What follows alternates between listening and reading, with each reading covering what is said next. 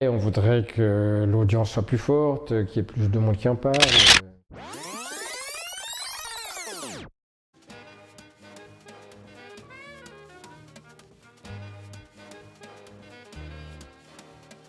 Quand on parle de livre blanc, on vise un document qui fait le point sur un sujet, qui fait des propositions.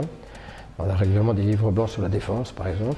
Donc nous, c'est un livre blanc sur les réformes sociales qui ont été lancées par le président de la République.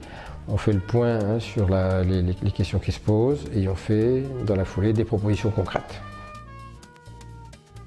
En fait, c'est protéger mieux pour travailler mieux. Les deux sont indissociables. L'objectif des propositions, en effet, c'est d'améliorer et d'accroître la protection des salariés, des travailleurs, et avec l'idée que si les salariés se sentent mieux protégés, ils travailleront mieux, et ce qui est très important parce que derrière, c'est le bien-être au travail des Français. Il s'adresse d'abord en effet à la sphère publique décisionnelle, le président de la République, le gouvernement, le Parlement, et puis aussi aux partenaires sociaux, et puis enfin à la sphère civile, c'est-à-dire tous ceux qui s'intéressent de près ou de loin aux questions sociales. C'est vraiment le progrès.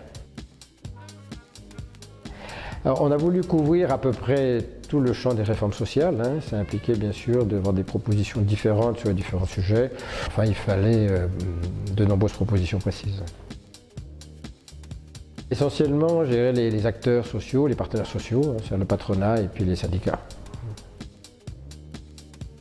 On a toujours des regrets, on voudrait que l'audience soit plus forte, qu'il y ait plus de monde qui en parle, qu'il y ait plus de journalistes qui viennent à notre petit déjeuner presse. C'est un livre collectif auquel j'ai participé, donc je le dédierai à la collectivité de démocratie vivante.